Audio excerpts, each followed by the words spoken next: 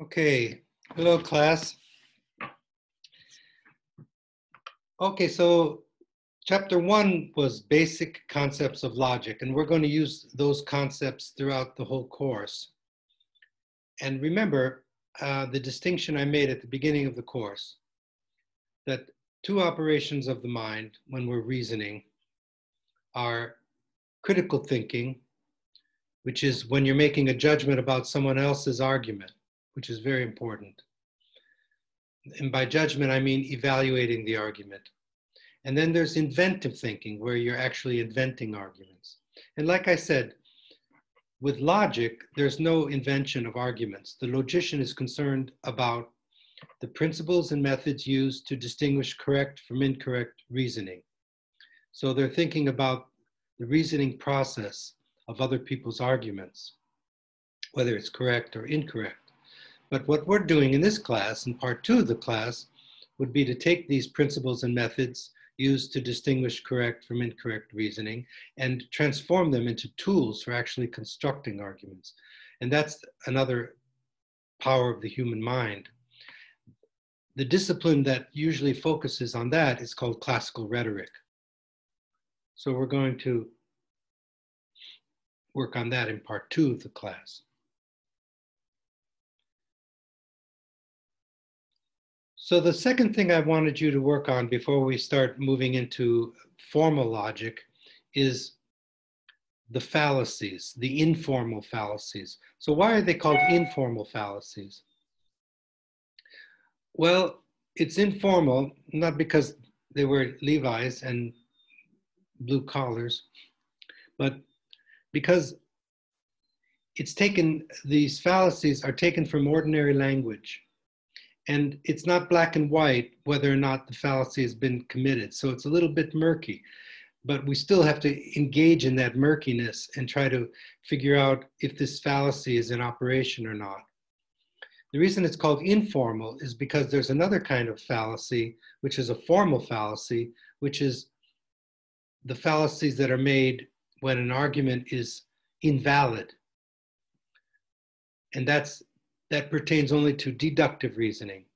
So the informal fallacies pertain to any kind of reasoning, and they're taken from ordinary language. Let me give you just a little bit of history of why this subject matter, where it came from. A long time ago, there was a truly great philosopher. His name was Aristotle. You probably heard of him before. And he was living in the classical Greek period around the 5th century BC. And he was a student of Plato, the great philosopher Plato. He studied for 20 years with Plato. The first university ever was invented by Plato. It's called the Academy. It's where we get our word academy. So after Plato had passed away and Aristotle went his way, developed his own philosophy. Now at the time, and even before Aristotle and Plato, there was a profession, and it was called sophistry. The word Sophia means wisdom. So a sophist the word means a wise man. And these sophists would teach the noble Athenians' sons who were thinking about going into politics how to speak persuasively and effectively. Now, most of these sophists were relativists. And what is relativism? Relativism means that you believe that there is no such thing as truth, that there's only opinions. And everyone has their own opinion, so every opinion is of equal worth. And also there's no really right and wrong either. It just depends on who's ever in power, so that might makes right. So these sophists believe that way, most of them. And so if there's no truth and if there's no right and wrong, then the main thing is to learn how to speak in such a way that you could take even a weak argument and make it appear stronger. You could take a crowd of people and bring them all to tears. You could take a crowd of people and just by the sheer force of your rhetoric, get them to see things your way. And if you can do that, then you have power behind you. So Aristotle learned from his great teacher Plato that this is the greatest threat to philosophy, relativism and sophistry. Because if there's no truth, then that makes philosophy a moot point, because philosophy is the love of truth.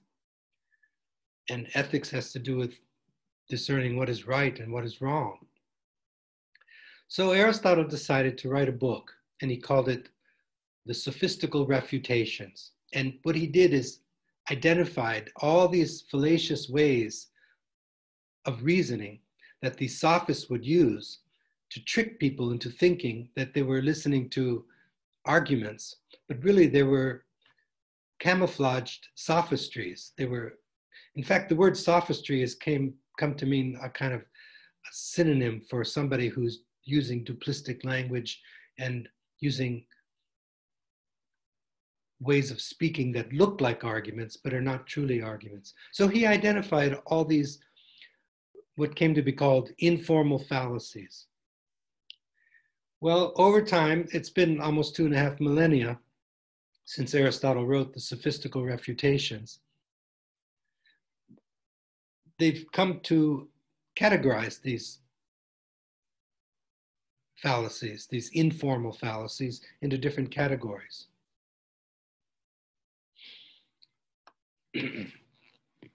And so I have the 14th edition of the book, and I've just ordered the 15th edition, so it's on its way.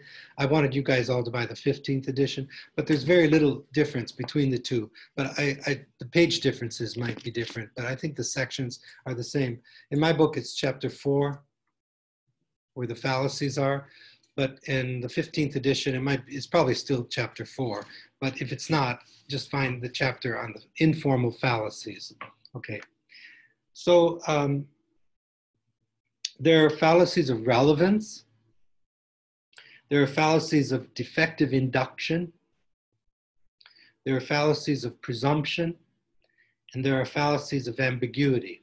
So there's 4 different categories. And there are 19 fallacies altogether. I'm not going to worry too much that you know what category the fallacy falls into. You just need to know that a fallacy is a type of argument that seems to be correct, but that proves upon examination not to be so.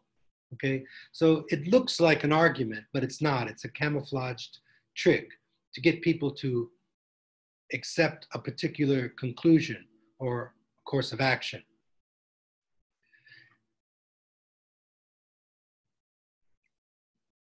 So I want you to master these 15 fallacies theoretically, and then I'm going to ask you to provide an example of each. And you can take the example from anywhere. I would just use the book, but I'll give you your assignment later. Let's go over these 19 fallacies first, and then I'll give you your assignment. So there are 7 fallacies of relevance, okay? They're called fallacies of relevance because the relationship between the premises, you know, the premises is a proposition that's supposed to support the conclusion. So the premise looks like, or the premises look like they're going to support the conclusion, but really they're irrelevant. But they look like they're going to support the conclusion, but they really don't.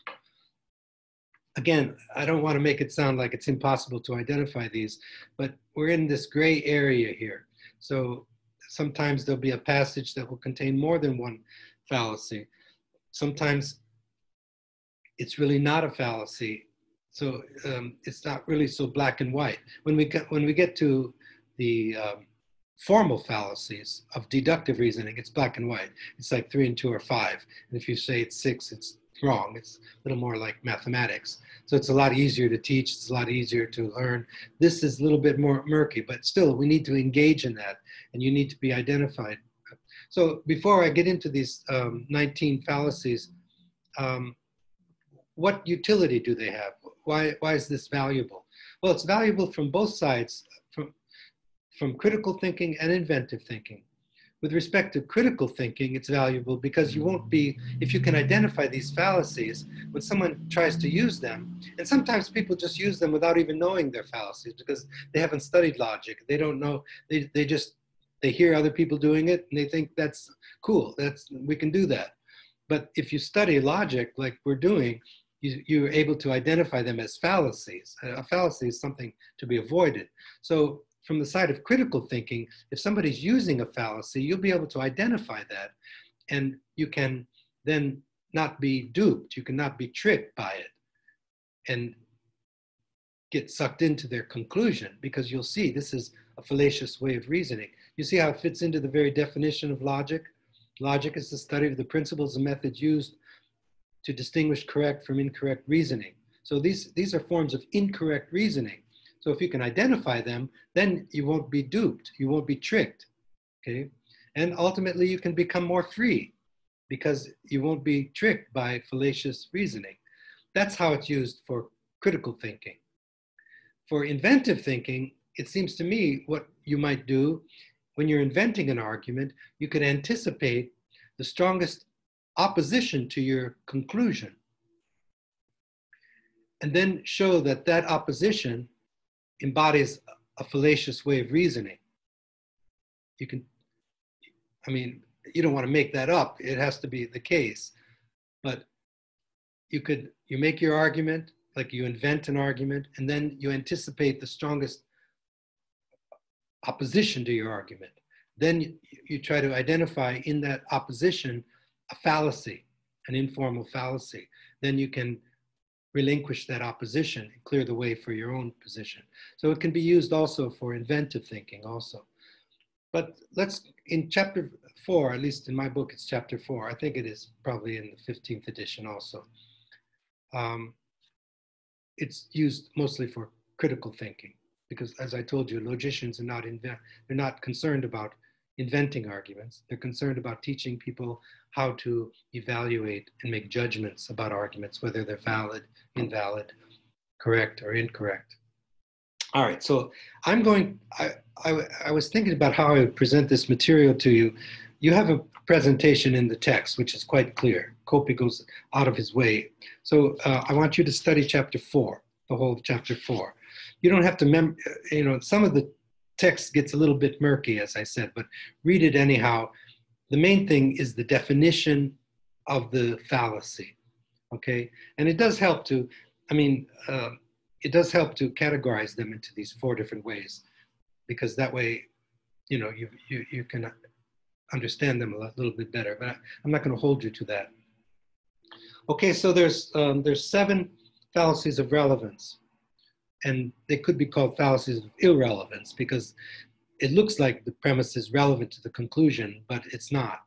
It's just a duplistic way of.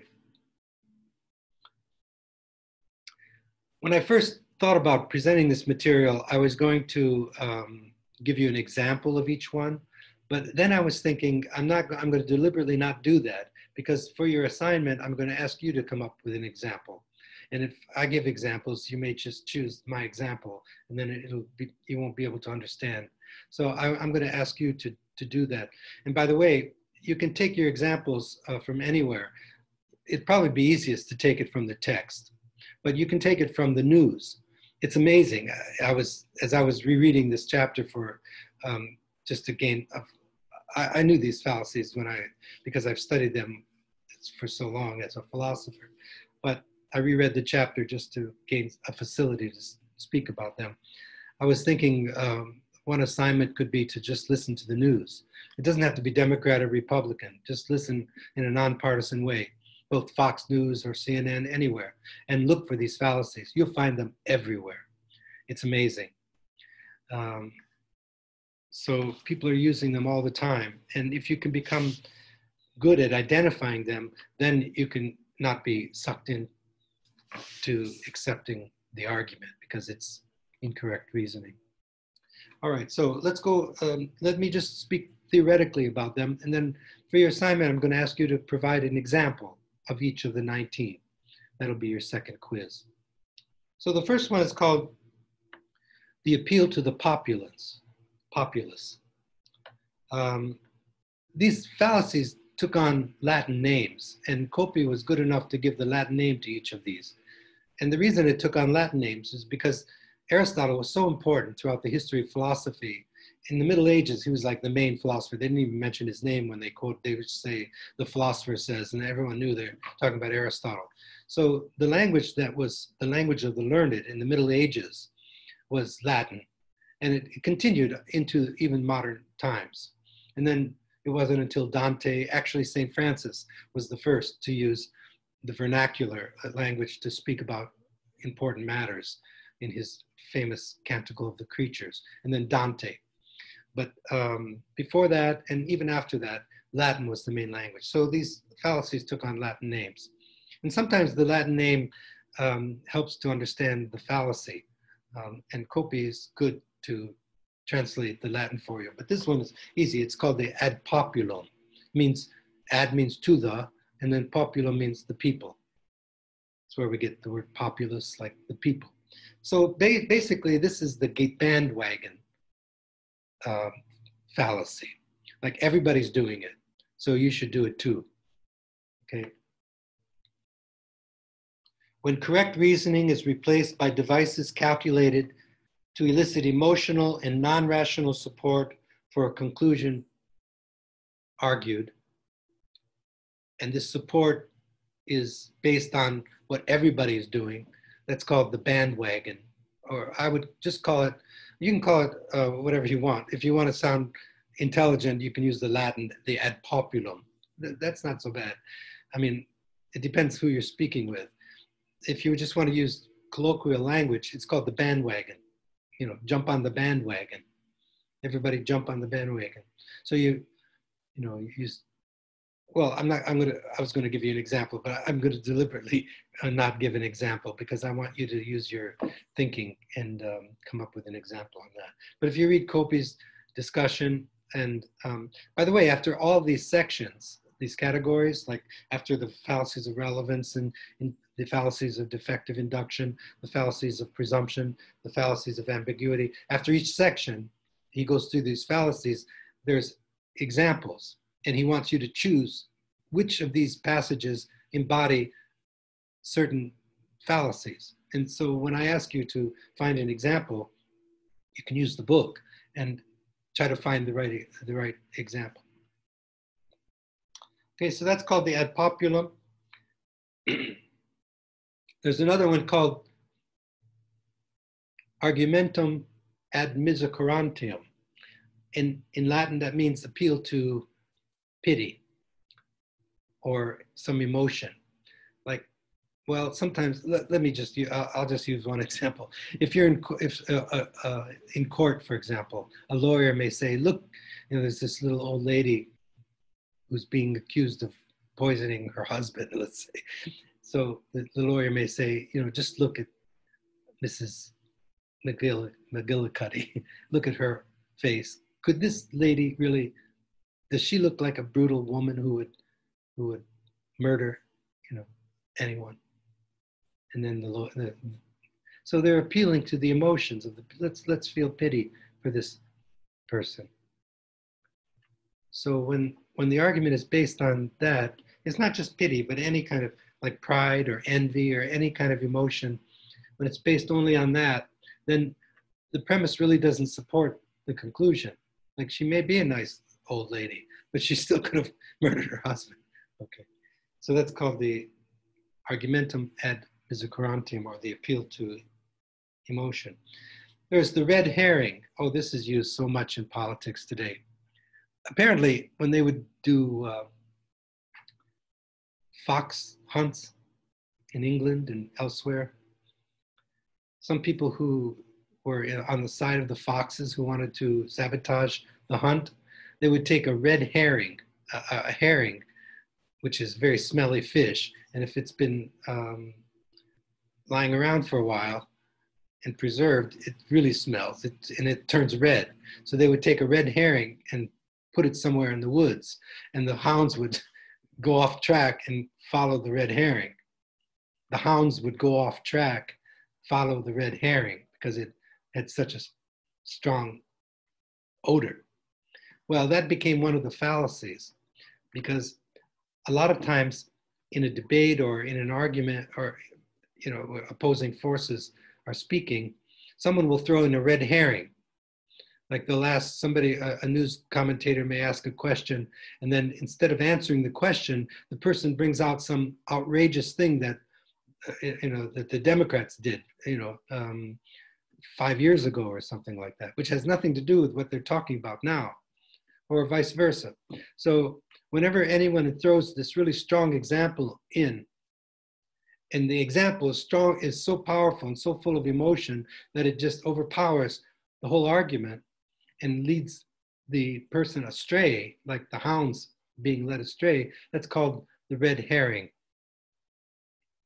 When correct reasoning is manipulated by the introduction of some event or character that deliberately misleads the audience and thus hinders rational inference, that's called the red herring. Someone may bring up the Third Reich or some really extreme example, and the example is so powerful, it just takes everyone. This one, it's called the straw man. This one you really should, well, you should learn all of these, but some are used a lot more than others. This one is used all the time, and people who don't study this are duped, are tricked all the time by it. A straw man, it's just that, that's a metaphor. What it is you take your opponent's position and you make it into something that's not their position, and then you attack that position.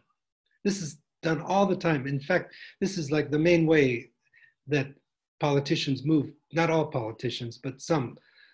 And it's being used. See, this idea of the new normal has come into existence now. So people are starting to think that this way of thinking is normal.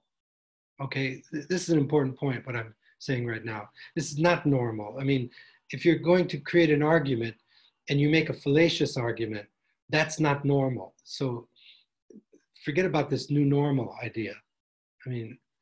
So if somebody takes somebody else's position, like for example, I heard on the news today that Joe Biden wants to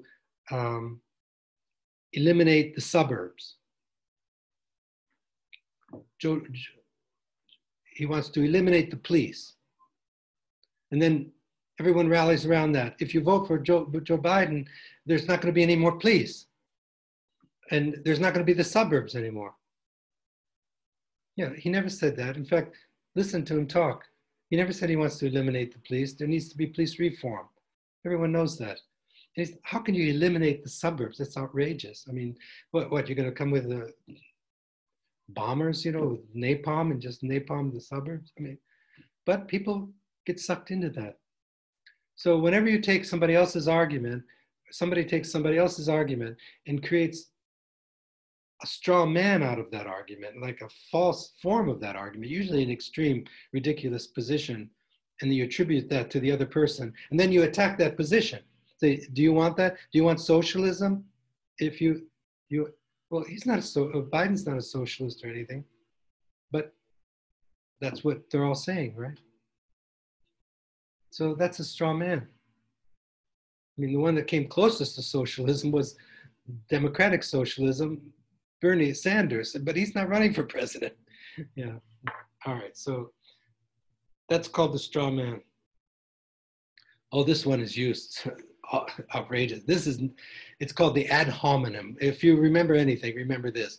When you're arguing with someone, you're not supposed to call them names. You don't give them little names like Pocahontas, and you don't call people names. People in third grade, on the playground do that. And not even good kids do that. This is not normal. You just don't call people names, okay? It's slander, actually. In a civilized society, you could be sued for that. Okay, so that's called the ad hominem, means to the man. If you say, she's a horrible person, that has nothing to do with her position on any issue. Okay, so calling people names is, in fact, it's just disgusting. For any civilized person, it just turns them off. Okay, so that's called the ad hominem. And there's two kinds of ad hominem. If you attack the person, that's called the abusive type. But if you attack the circumstances surrounding the person, then that's called circumstantial. Like birds of a feather flock together, as they say. It's a metaphor. So if you find somebody associating with someone else who's a bad person, then you can't really associate. You can't really pin that on the person who associates with the other person, or some situation that, like maybe somebody did something or is associated with somebody who's irreparable or reprehensible, then you associate that position to the person. That's called the ad hominem circumstantial. So those are the two types. When correct reasoning about some issue is replaced by an attack on the character of a person or about the circumstances of the opponent. So that's the ad hominem. The other one, the sixth one is called the appeal to force. That's called the ad baculum. It's from Bacchus, the ancient Roman god of frenzy and power. Well, basically what that is a threat, but it's concealed. Like, okay, you know, if you accept this position, then this is what's going to follow. And there's a threat underneath it. So the person, you know, is not going to accept the opponent's position because they're afraid of what might happen. So, for example, in a fascist regime, if somebody goes against the leader, they know they're going to get fired or worse. You know, it depends how fascist it is. If it's really bad and you go against the leader, then you go to jail. So sometimes it's not made explicit, but it's there, and it's, if you read between the lines, there's a threat. That's called the ad baculum. When reasoning is replaced by threats in an effort to win support for a conclusion, that's called the ad baculum. And then there's one called ignorantio elenchi, which means missing the point. This one is pretty hard to distinguish between that and the straw man, but there might be a difference. With the straw man, it's just a matter of emphasis. With the straw man, one person is creating a false view of another person's position and then attacking that false position and claiming that they're attacking the other person's position. That's the straw man. That one's used a lot. You want to be on guard on that one. But the ignorantio elenchi, that's just coming up with another point completely and attacking that point and attributing it to the person. They're very similar. In fact, I'm not going to ask you to worry about the differences between the two. If you put ignorantio elenchi or straw man, they're basically the same. All right, so those are the 7 fallacies of relevance. Then we have fallacies of defective induction.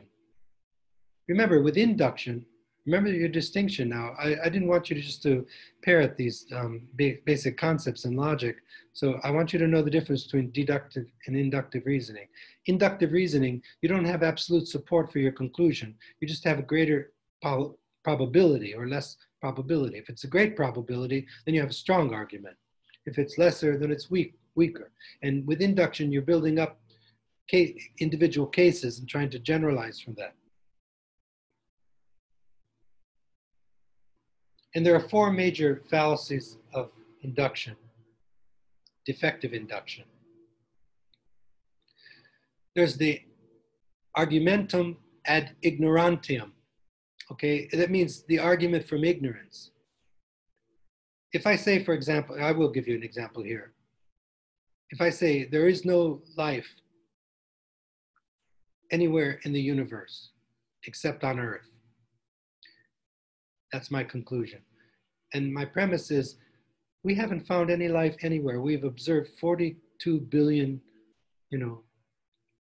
galaxies. And nowhere have we found life or any signs of life. So therefore, there is no life anywhere. See, that's a fallacy because we're arguing some truth based on ignorance. That's why it's called argumentum ad ignorantium. So if you're basing some truth based on something that hasn't been proven false, then that's the argumentum ad ignorantium. When it's argued that a proposition is true on the grounds that it's not been proven false, or vice versa, when it's argued that a proposition is false because it's not been proven true. I'm going to close the window. Somebody's mowing the lawn.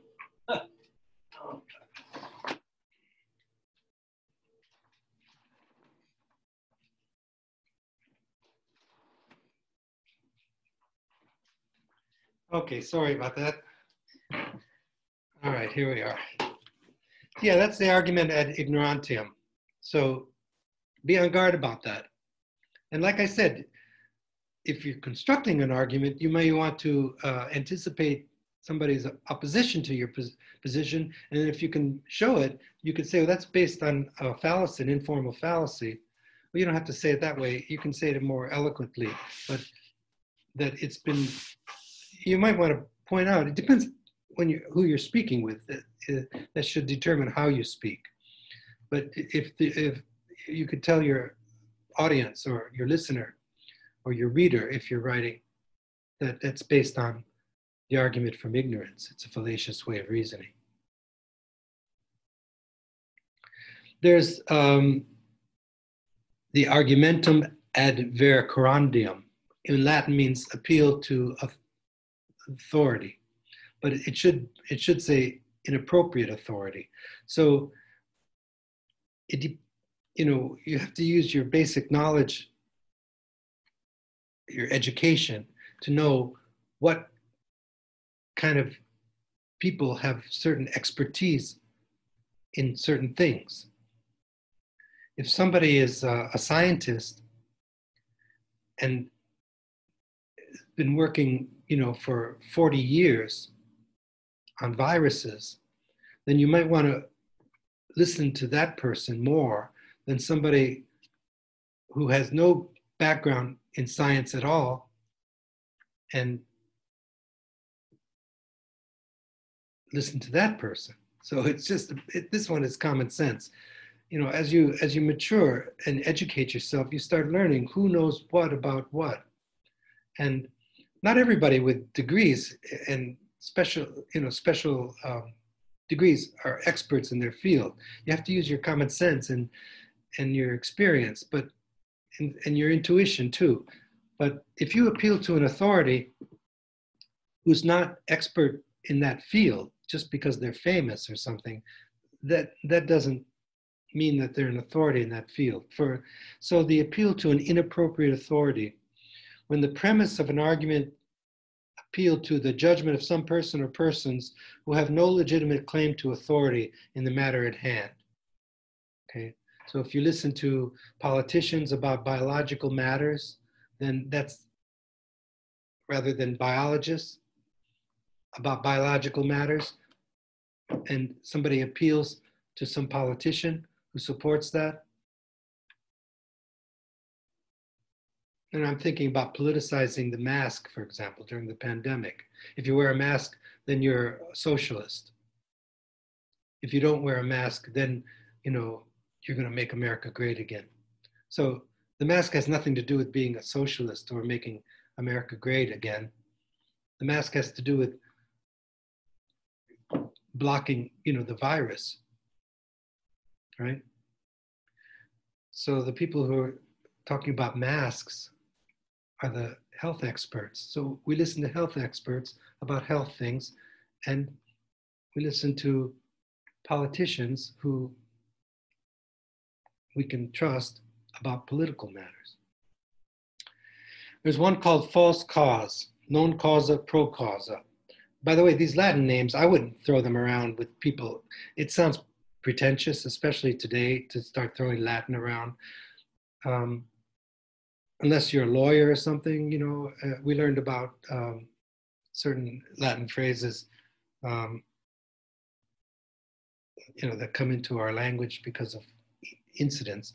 But when one treats as a cause a thing that's typically not the cause, often relying on close temporal succession, basically what helped me to realize this is like superstition. Like if something happens after something, then you say that that's the cause of that.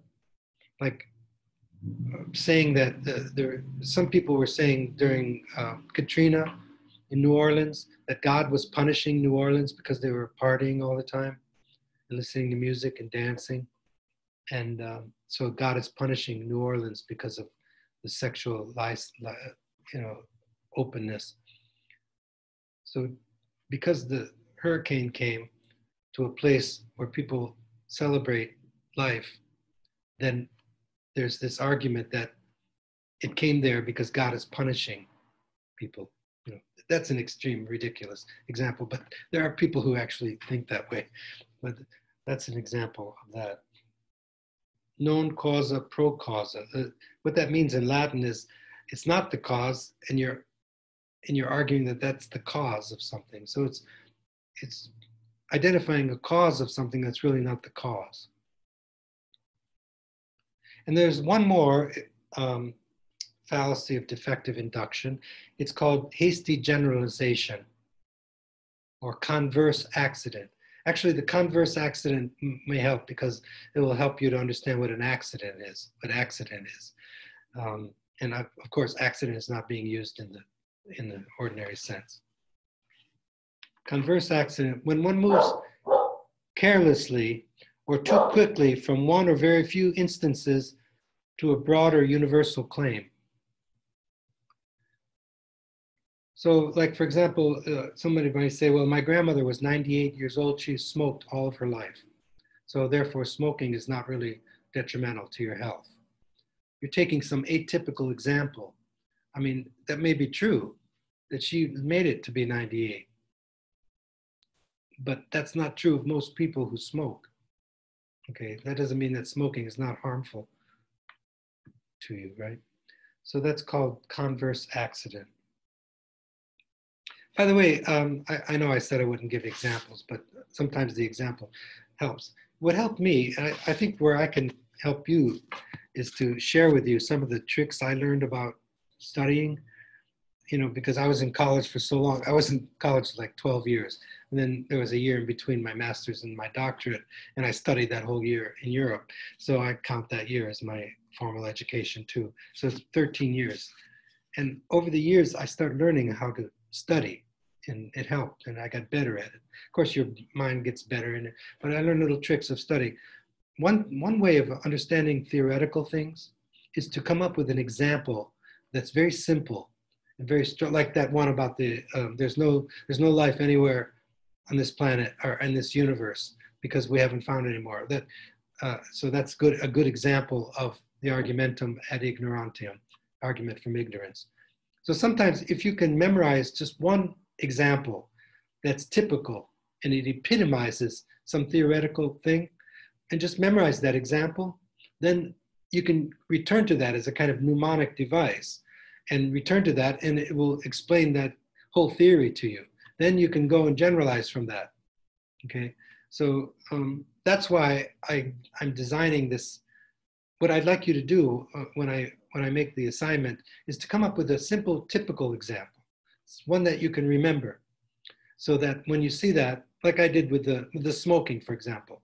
Like my grandmother was 98, she smoked all of her life, so therefore smoking is not bad for you. That's a good example of the converse accident, because you're taking some atypical example, your grandmother who made it to 98 and she smoked, and you're arguing from that smoking is not bad for your health. So if you just remember one example, sometimes that helps. That was a little trick I learned along the way. And then you can generalize from that. Okay, so I'm coming to the end of my career as a teacher, and I'm trying to help my students as much as I can. And sometimes these words of wisdom, you know, in between the lines are worth more than lecturing on this material, because Gopi does a good job. If you read this example or this chapter and do the problems, then that's your teacher. So, okay, so then there are the fallacies of presumption. There are three of them. They're called fallacies of presumption because the mistake in argument arises from relying on some proposition that assumes to be true, but it's without warrant. My dogs always bark when I try to make a video. They're quiet all day long. So when one mistakenly applies a generalization to an individual case that does not properly govern, that's called accident.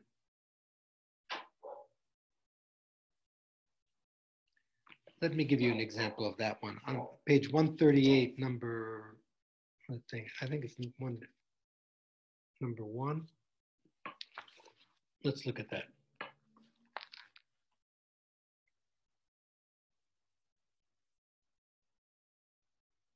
On page 138, number 1, exercise. My generation was taught, well, that's my book. It should be under fallacies of presumption. It's probably in your book too. My generation was taught about the dangers of social diseases, how they were contracted, and the value of abstinence. Our school did not teach us about contraception. They did not pass out condoms, as many of today's schools do. And not one of the girls in any of the classes, not even in college, became pregnant out of wedlock. It wasn't until people began teaching the children about contraceptives that our problem with pregnancy began. So who's ever writing this? Well, his name is Frank Webster, and it's from a no sex education, no sex.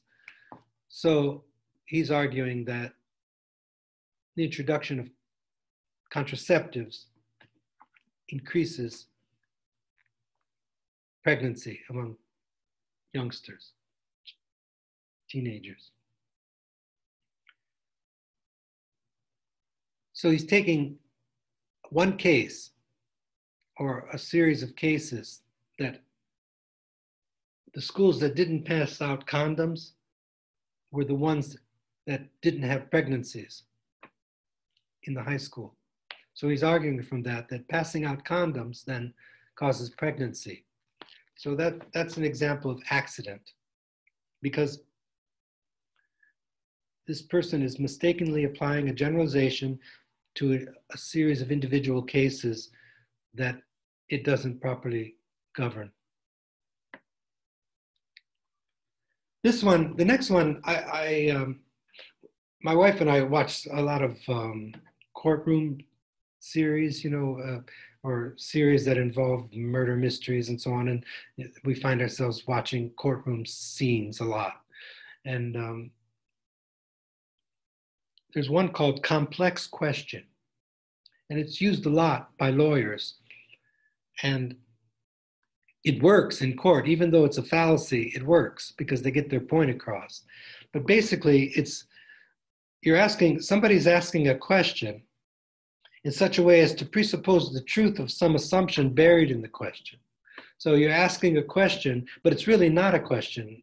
And isn't it true that, you were, isn't it true that you really hated your husband? And then somebody will say, objection, Your Honor, it's irrelevant, badgering the witness, blah, blah. And then, but the lawyer just keeps on talking anyhow, no matter what. Why do they keep on talking after there's an objection? And the judge is saying, sustain, and then the lawyer just keeps on talking. Why would they keep on talking? Because they're getting their point across to the jury. Even though it's an objection and the judge is saying it's an objection, it doesn't matter. It's really not a question. It's just a way for the lawyer to make this point and plant that seed in the jury's mind. Okay, so that's called complex question. It's when somebody is asking a question and it's really not a question, and there's an assumption in that, and they ask it in such a way that assumption is asserted. So it's a rhetorical question that's being used to look like an argument. It's called complex question. And then begging the question. This one is, a lot of times I hear people saying, oh, that's just a form of begging the question. And they're taking the word literally. Like there's one conclusion that leads to another question. This begs the question. They take it literally. Like the next question there, therefore, is why was somebody, where there shouldn't have been, or so on and so forth. That it begs the question, like, but that's not what it means at all. So that bothers me for some reason, because it's come to be the new normal that begging the question means that one thing begs one to lead to another question, that it begs one to question something else. It has nothing to do with begging another question. It has to do with, you have an argument, it looks like an argument, and the person who's making the argument makes a premise, and in the premise is already the conclusion. So it's a circular argument. When you come to your conclusion, it looks like the premise is supporting the conclusion, but it's really just another way of saying the premise again. It's called a vicious circle. Not all circles are vicious. Some circles are fun. You go around circle, you enjoy yourself. Or there's a hermeneutic circle where you're going around and around. Every time you come around, you're revealing a new dimension of reality. That's another way of thinking. It's a great way of thinking. It's called the hermeneutical circle. It's a spiral, really. Like when you throw a coin or a pebble in a pond and the ripples come out. That's a good circle. But there's a vicious circle where the vicious circle, it's vicious because it looks like an argument, it's really not. So there's a premise, and the premise is really the conclusion, but it's stated differently. And it looks like then the conclusion is being supported by this premise, but it's really not. It's just the premise is already the conclusion. So this one is called begging the question. When one assumes in the premise of an argument the truth of what one seeks to establish in the conclusion. Okay, so those are fallacies of presumption. And the last kinds of fallacies are fallacies of ambiguity. Sometimes people, the one that's used the most is called equivocation. And that word I would use around well, it depends. Like when you speak with someone, you want to speak the language that they can understand. But it depends. Sometimes I'll use words and then I'll define the word. Like this word, equivocation, maybe most people don't know that word, or sometimes they use it and they don't know really what it means. But basically what it means is, see, words have meaning. Words take on meaning in context, okay? That's why, like when you look up a word in the dictionary, there are more than one meaning, okay? And then even among those meanings that are numbered in a dictionary, like meaning 1, meaning 2, it depends on the context and it depends on who's saying it, what it means. So words take on different meaning in different contexts. So if you use a word in a premise and it takes on a particular meaning, and then you'd use that same word in the conclusion, but it has a different meaning. You're using it in a different way. So the two words, they're the same word, but they have different meanings, because words take on meaning in context. So when the same word or phrase is used with 2 or more meanings, deliberately, or sometimes accidentally, then that's called equivocation, okay? And it's used a lot. So they'll take on a word in a premise, and then the same word is used in the conclusion, but now it's used differently. But it sounds the same because it's the same word. And so it's a way of slipping, there's an ambiguity there that's not tolerable.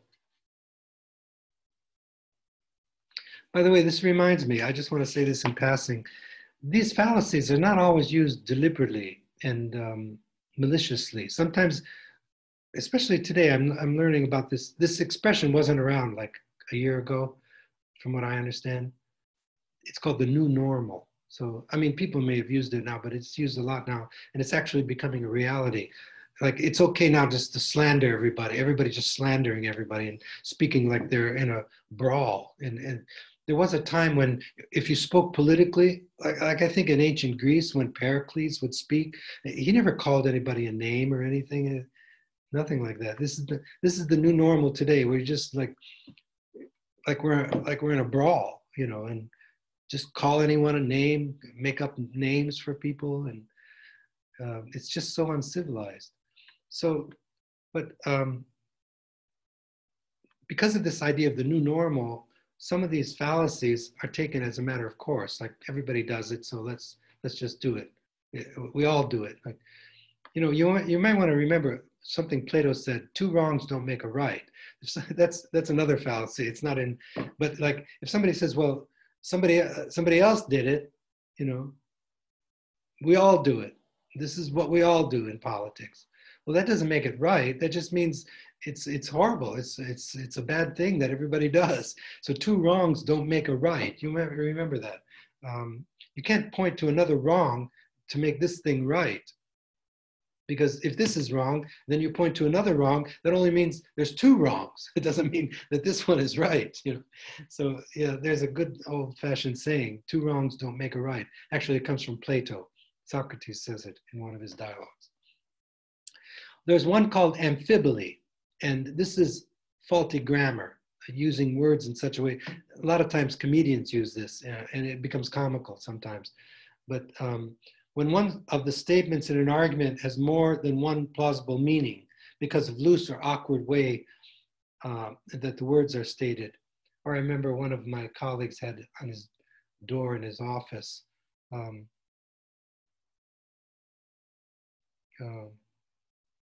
let's all eat, Grandma. There should be a comma after the word eat. It was a stupid, bad joke. If it said, let's all eat, comma, Grandma, it means, Grandma, come on, let's eat.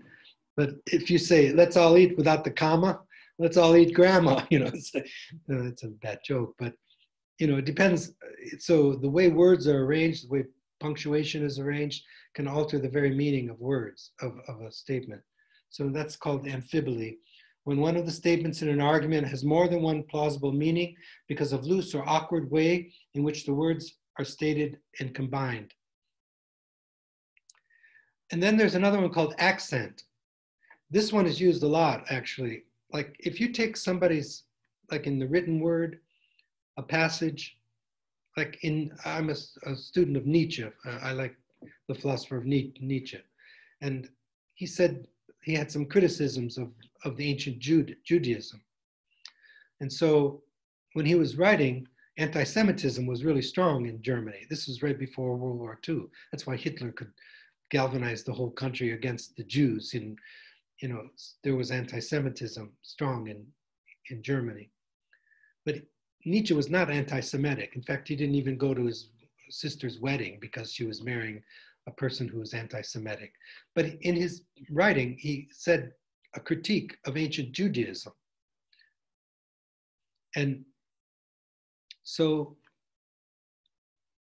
Hitler, when he wrote Mein Kampf, my task, when he was in prison, he had big quotes from Nietzsche and Nietzsche's criticisms of the Jews. But he took it out of context. He didn't give the context. So it looked like Nietzsche was anti-Semitic.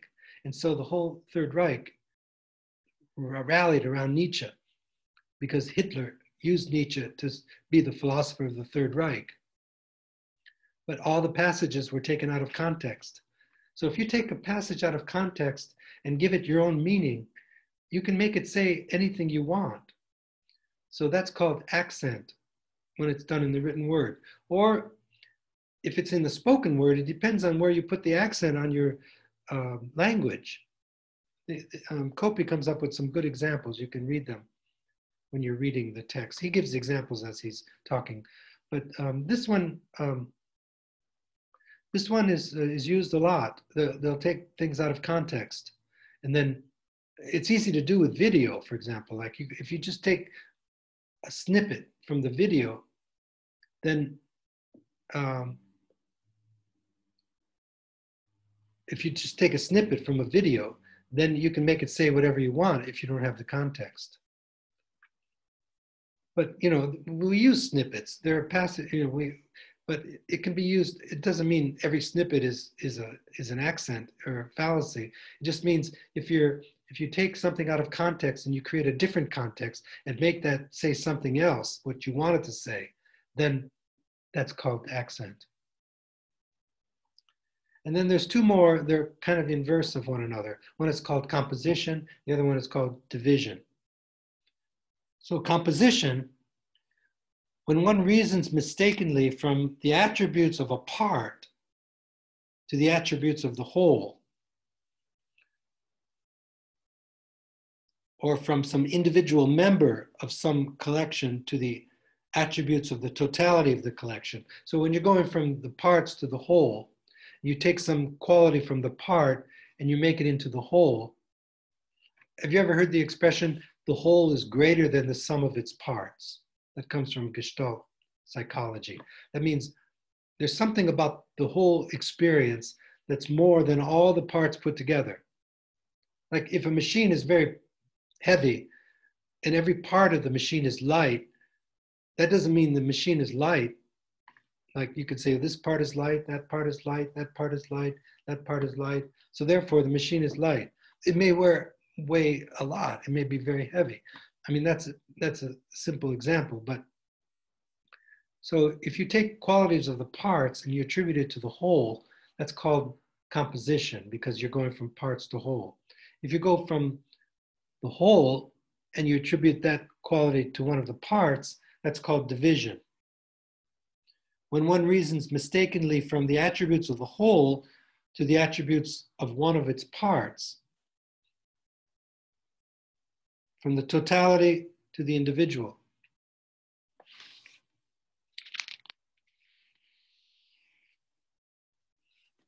So you can read the examples of the, just remember with composition, you're going from the parts to the whole, fallaciously. With division, you're going from the whole to the part, fallaciously.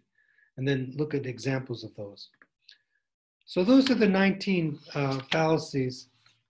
Maybe let's add one more because this sort of came to me in passing, that 2 wrongs don't make a right. Let's add that, then there'll be 20. So we'll make 20. That way each one can be worth 4 points. We'll make 100 points. So there are 20 now. These 19 plus 2 wrongs don't make a right. I don't know what we could call that. Let's give it a name. Maybe somebody with some ingenuity can come up with a name for that fallacy. Because I hear it used a lot. Like somebody will point out some bad thing that some politicians did, for example. And then the person defending that politician will say, well, so-and-so did it. You know, we all do that. You know, that's what we do in politics. Well, that doesn't make it right. It just means it's 2 wrongs, doubly wrong, you know. So 2 wrongs don't make a right. We can just call it that if you like. So those are the, there are 20, those are the 20. What I'm going to ask you to do now, and I'll come up with a date and I'll tell you the date, but I just want you, the assignment, the next quiz, and I'll give you the due date on that. Your first one is like due tomorrow, so I'll grade that. So these two,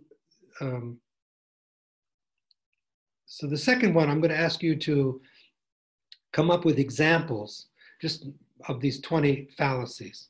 So just name the fallacy, like the ad hominem, for example. You can say it in Latin or you can say it in English. And it'd be nice to learn the Latin names.